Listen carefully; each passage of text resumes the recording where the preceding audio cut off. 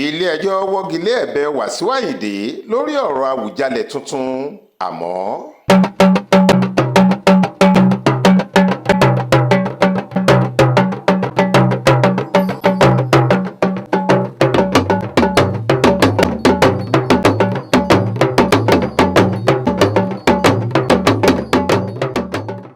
awuyewuye lórí ọ̀rọ̀ yíyan ẹni tí yóò gorí àpèrè gẹ́gẹ́ bí Àwùjalẹ̀ ti ilẹ̀ Ìjẹ̀bú tuntun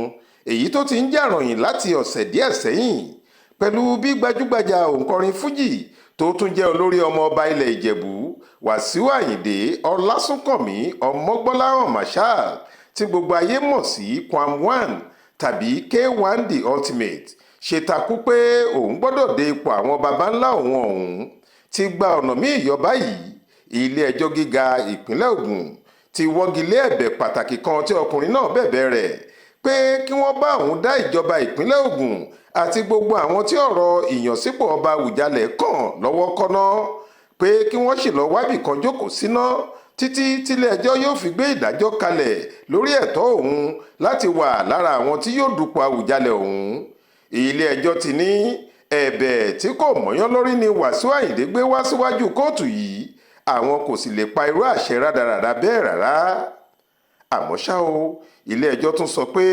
ní ti ọ̀rọ̀ bóyá Wàsíù Àyìndé lẹ́tọ̀ọ́ láti wà lára àwọn ọmọọba tí yóò dupò Àwùjalẹ̀ wọ́n ní kò sóhun tó burú nínú ẹ̀bẹ̀ yìí àti pé bí ọ̀rọ̀ afọwọ́fọnná tí wọ́n ní kì í dúró rojọ́ làwọn yóò fi ìgbẹ́jọ́ náà ṣe. Wọ́n ní wàràǹṣeṣà bẹ̀rẹ̀ láti ọjọ́ 14 oṣù kìíní ọdún 2026 ìgbẹ́jọ́ gbọ́dọ̀ bẹ̀rẹ̀ sí wáyé lórí àwọn ẹ̀sùn tí Kwam1 torí rẹ̀ pe ẹjọ́.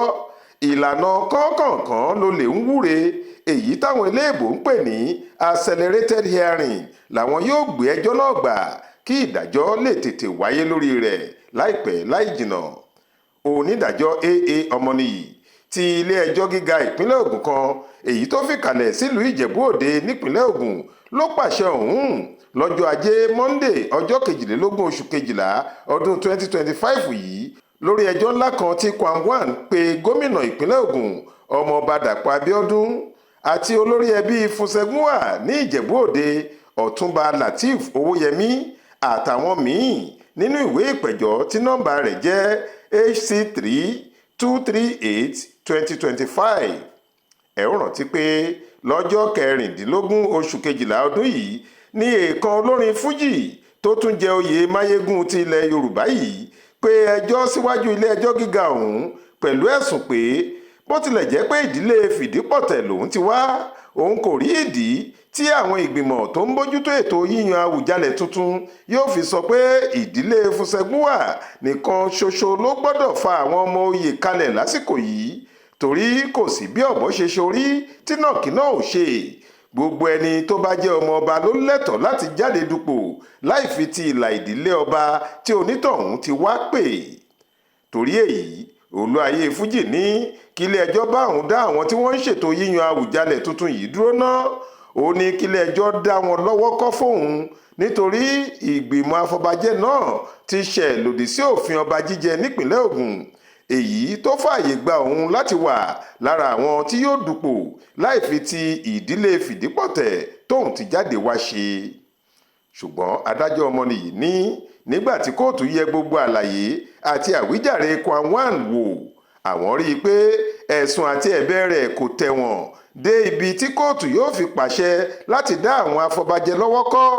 Kàkà bẹ́ẹ̀ wọ́n ní níṣe ni kí olórí ọmọ ọba àti gbogbo àwọn tó pè lẹ́jọ́ tètè bẹ̀rẹ̀ sí gbáradì láti wá wí àwíjàre àti atótónu wọn ní kóòtù bẹ̀rẹ̀ láti January 14 kí ilé-ẹjọ́ lè pinnu ibi tí igi ẹjọ́ tí Ọmọgbọ́láhàn pè yóò wò sí jàre. Tẹ́ ò bá gbàgbé láti ọjọ́ 13 oṣù keje ọdún 2025 yìí ní ipò Àwùjalẹ̀ ti ilẹ̀ Ìjẹ̀bú ti ṣí sílẹ̀ látàrí bí ọba Síkírù Káyọ̀dé Adétọ̀nà ṣe tẹrí gbaṣọ lẹ́ni ọdún 91 lẹ́yìn àìsàn ráńpẹ́ kan. Faith Adébọ́lá ló ń jábọ̀ ìròyìn fún ìkànnì Ìta Fàájì. Ẹ ṣeun bẹ́ẹ̀ ṣe ń tẹ́tí sí wa.